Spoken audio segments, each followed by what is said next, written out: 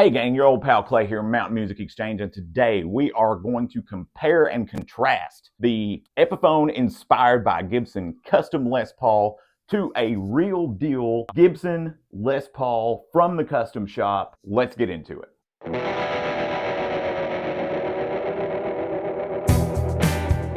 All right, so in my hands here, gang, is a 1959 Epiphone Les Paul from the Inspired by Gibson Custom range. You can see there, it does have that open book headstock, mother of pearl Epiphone logo. And this will not be a direct apples to apples comparison, and here's why. The one that is next to me here, this guy, this is a 1958. Spec-wise, there will be some differences between the 58 and 59. Anybody that might be a purist that's watching this will know exactly what I'm talking about without getting into the minutia of it all, right? What I want to go over is quality, fit and finish, the actual finish itself, how it feels, how it looks comparatively, and just sort of see if this comes close enough in that proximity to sort of earn the moniker of Inspired by Gibson Custom, or maybe help you guys form an opinion on whether or not this is the one for you if you're looking at an Inspired by Gibson Custom guitar. Before I get into it any further, check us out on our other social media platforms. We've got them listed above here, and we also have links in the description below.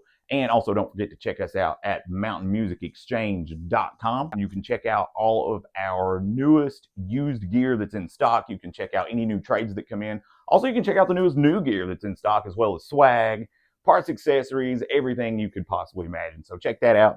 And don't forget to smash that like button and give us a subscribe. Hit that bell for notifications and keep on rocking with the gang here at MME. It really helps the channel, and we really love making content for you guys. So without further ado, gang, let's get started. All right, so I'm going to do a quick top to bottom on these. And the reason I say that it's going to be a quick top to bottom is, one, I don't want the video to drag. Two, I have a very limited amount of time, we'll say, before someone actually comes to grab this guitar. Someone is on the way to get this Gibson Custom guitar right now. So if you happen to be the person that is the lucky recipient of this absolutely gorgeous 1958 Gibson Les Paul from the custom shop, then by all means, please do leave a comment. Say, hey, tell me how you like the guitar. I think you're going to love it, but my opinion doesn't always translate to reality, right? So anyway, now that I've got this in my hands, let's go ahead and get started. The finish on this is a lemon burst versus the sort of washed bourbon burst that you're going to find on the Epiphone that we have here as the example, right? But overall, first impressions, this guitar is a little bit lighter. I would say, without weighing them, because I'm just back here in the studio, I would say that we're probably looking at roughly a pound. So there is a substantial difference, a noticeable difference. Neck shape is obviously different, but a 58 neck is bigger than a 59 neck. So we'll just go for specs and specs alone right now until we start going over the finish, fit finish, etc. Starting out, of course, you see the Gibson mother of pearl logo there. You also do have a rosewood fingerboard with trapezoid inlaid. And those are sort of like, what's the historic material used for that? I'm drawing a blank. Leave a comment below and let me know. I'm slipping a little bit, right? But anyway, you do have this sort of VOS finish that is probably more glossy than not, really. And if I'm not mistaken, the VOS finish is sort of like a finish over finish kind of thing, where there is like a material that is applied over top of a gloss finish to sort of give it this closet classic look, right? Something that's stayed in the case for a very long time or has been very gently and lovingly played over the years. But what I do like about these is that, like, all of your hardware here, all of your metal stuff, right, is actually fairly distressed. And everything that we talk about, I'm going to get you some close-up shots of too, especially when you're talking about even the minute details here. Something like just the bracket that holds the single ply pickguard on, right? It's sort of distressed, even has like maybe a little rust there, a little patina. And so that is one thing that I do kind of wish that Epiphone would do with the Inspired by Gibson Custom range. And again, I'm going to show you both of these. Strap buttons are the historic traditional style strap buttons. They're very small. As a player, I don't love them because I have, more times than I care to admit, had a Les Paul that had some sort of, you know, the strap would come loose here because I didn't have strap locks on it, or I didn't even have those little like rubber bushing strap locks that people use, right? Historically accurate, yes. If you are a purist that just sort of demands this sort of thing, I get it. And Gibson obviously gets it too, because the Gibson USAs don't even have these anymore. They have these sort of larger strap buttons that don't necessarily necessitate the use for like a strap lock system, right? But Historically, they've had these very small buttons, still do. And the VOS finish on this, I really like it. I think it looks a little bit more genuine. Also, when you're talking a price difference of $4,000+, small details really start to count, right? The knobs, very cool. There's sort of this gold amber look. I'd say probably a little bit more amber than gold, but they look really good. They're actually made of the historic material that was used on the knobs back in the day in 1958. Of course, you do get this cool Gibson Custom medallion here. That is the plate cover for your switch. And you get a one-piece body, one-piece neck. And so I think that may be a little bit of where the weight differential comes in as well. And you also, with this, get a higher grade mahogany. Usually with the custom shop, you get the highest grade, lightest weight mahogany that you can get. Oh, and also, of course, you do get the 2-screw truss rod cover here, which is a Gibson standard, but also historically accurate. But any Gibson that you're going to get typically will have that 2-screw truss rod cover up there, so that's not really a huge deal. And one more thing, you do get an honest to goodness ABR1 bridge. Posts go directly into the body, just like Mother Nature intended. You do get the 1-ply pickguard here as well. It's another similarity with the 59.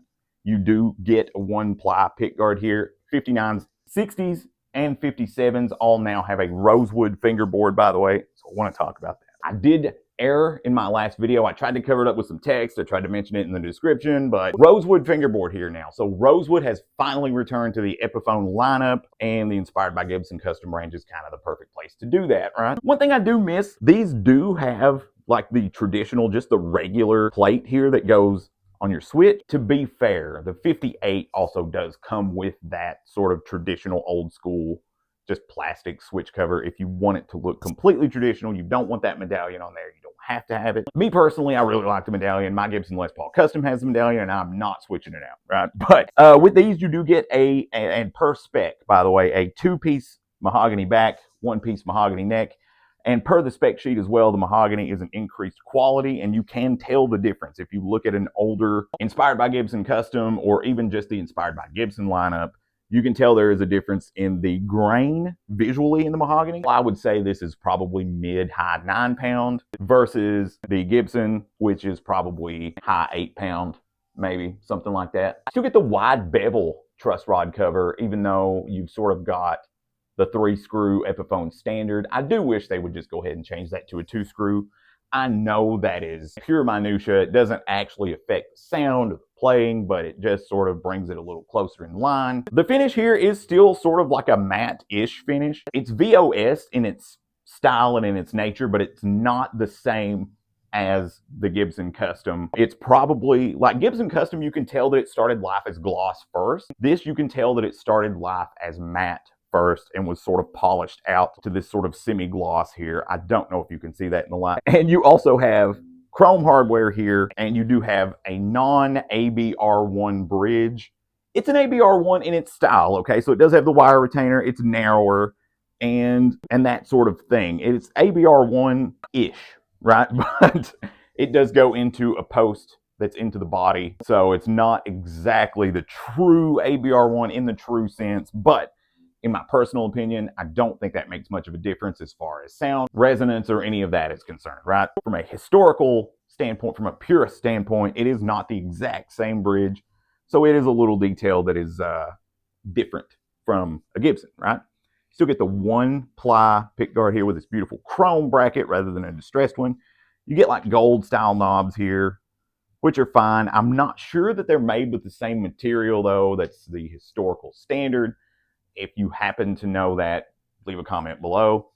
One reason I didn't talk about the pickups on this Gibson Custom is they're just the same pickups here in both. So we've got custom Bucker pickups, right? We've got a full set here. So again, I know I've mentioned this in videos past, and it's probably an ear sore or whatever by now, but that's a $500 set of pickups in a $1,200 $1,300 guitar. That's pretty good. You get the same in both, and we're going to hear both guitars to see whether or not these minor differences make any real big difference in the overall scheme of things once you kind of get in the groove and jam and play, if that's going to really matter, right? And the cases too, the cases are actually very similar here. The biggest difference, one, of course, the Epiphone case is not a Lifton. It is sort of like a Lifton style case. It is in the spirit of Lifton, but not exactly a lifting. They're both very good cases. They're both relatively historically accurate cases if that's what you're looking for. The Gibson Custom does come with a very, very historically accurate case, something you would have found to an old lifting case. And the Epiphone is pretty darn close. But again, for the price differential, I don't think it makes that big a difference. I wouldn't nitpick too much that it doesn't look identical, feel identical, have the identical feel and texture, because essentially it is definitely close enough for a $4,000 plus differential in price. Now, I keep saying $4,000 plus differential. That's because the 58 is $58.99, something like that, right? But if you compare apples to apples, the 59, its Gibson counterpart is $66.99, right? Something like that. So it is a massive, it is a $5,000+ differential between the two guitars. So I think the amount of guitar that you get here is pretty darn substantial for the price difference. If you've always wanted a historic Les Paul, 58, 59, 60, right, in a burst, 57 even, right, because they do that now. There's a 57 gold top that you can get from the Epiphone Inspired by Gibson Custom line. And it is not your price point for whatever reason to shoot for the moon, grab one of those. This is a really nice place to land if that sort of $1,000 to $1,500 range is your price point. You can't land in sort of a better spot if you want to feel a little bit of that sort of history, that style, that sound, that feel. You're going to get a lot of that. You're going to get 80-85% of this for a fraction of the money that you would spend for probably what would be a down payment on one of these Gibson Custom guitars, right? But I digress. I apologize, gang. Anyway, let's get to it. Let's talk more about the strap button here. It sort of has this like the Epiphone standard style strap button, which is even the same strap button that was on my old Epiphone Les Paul way back in the day. They're still doing that. And so I do like it better. I don't know if it's a perfect one either, but I do like it better just for practical reasons. Maybe not visually, but it probably does hold a strap a little better if we're being honest. One thing too, you'll notice here that this guitar does not have fret nibs, right? So fret nibs are when the binding is put on after the frets, comes up over the fret ends to keep your hands from catching snags from frets that have sprouted out or anything, right? But as I'm feeling up and down this fretboard, it feels really, really good, feels really, really smooth. So there has been attention paid to that feel, even if the look isn't necessarily there. And it also does appear that they use real binding on these as opposed to some earlier Epiphones. Not sure about the standards. I haven't really looked here lately. Some of the older Epiphones just had sort of paint or something very thin that was not the same type of binding. But you can tell they use like a genuine binding here that does have some tooling on it. Goes away in the right spots here to leave you that little bit of maple just like you would find on an old guitar. The fret markers, right? Those are mother of pearl. It's not a historic spec, but it is a cool spec. It is a high-end spec. Gibson Customs have it, for example, right? I mean the Gibson Les Paul Custom guitars, not custom guitars from the historic series, have these, and I like them. I think they look good. Even if it's not historic, I think it's a cool touch to add to these. The tuners are also pretty similar on these as well, although these are Epiphone Deluxe tuners. The tuners that are on the Gibson visually are very similar, and it is a sort of an old school. Now this is a single line, single ring, but all of the Epiphones are double line because they have Epiphone and Deluxe down both sides. So I know that's also a very nitpicky touch, right? But that's okay. But as far as function, they both function very similarly, if not identically, to be perfectly honest with you. So I have absolutely no qualms about that whatsoever. And overall, we would all pick a Gibson Custom Shop if we all had Gibson Custom Shop money, right? I think that's pretty obvious.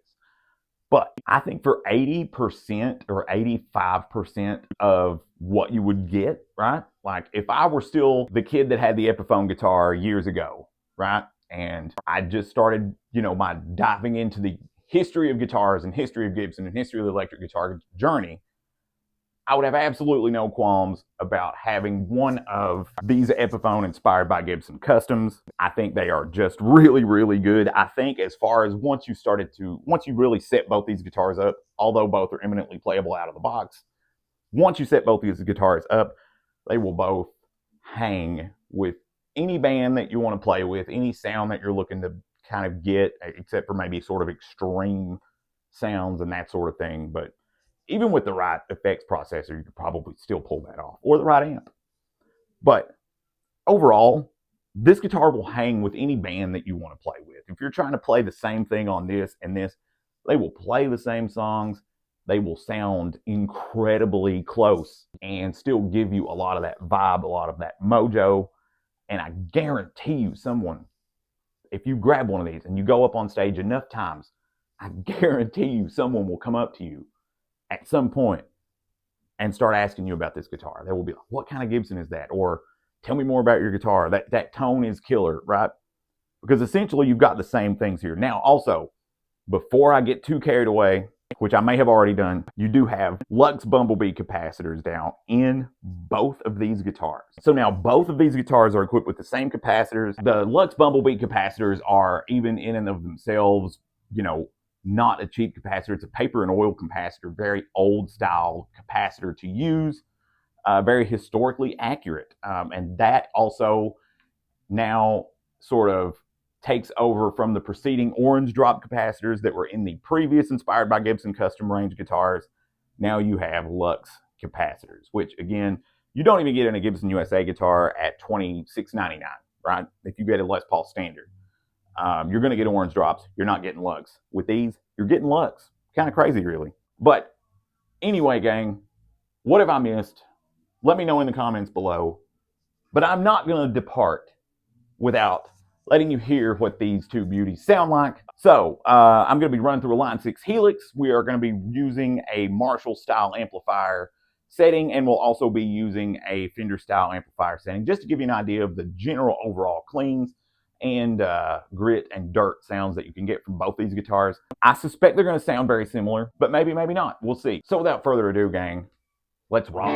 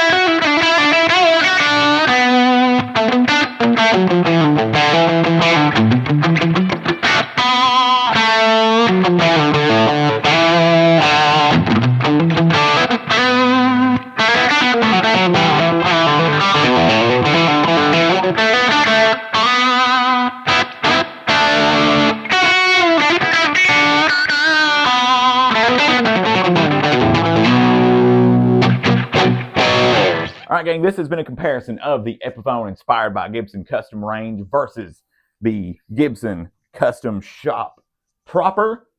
Tell me what you think in the comments below. I thought they sounded pretty darn good. There are some differences, of course, in the feel, which does make a big difference, and you still get a whole lot of guitar for the money here as well. But I do think that the Epiphone Inspired by Gibson Custom range is one of the best values on the market right now if you're looking to get some of that Gibson mojo, or especially Gibson Custom Shop mojo. You're going to get a lot of it from that series. But again, I can never say enough good things about these as well. But let me know what you think in the comments below. Again, don't forget to check us out on our social media and at mountainmusicexchange.com. Links in the description below. Gang, that's going to have us on this one. I'm Clay, and you rock. Thank you all for watching. I genuinely, sincerely appreciate it. And don't forget that wherever you're at, whatever you're doing, make it loud.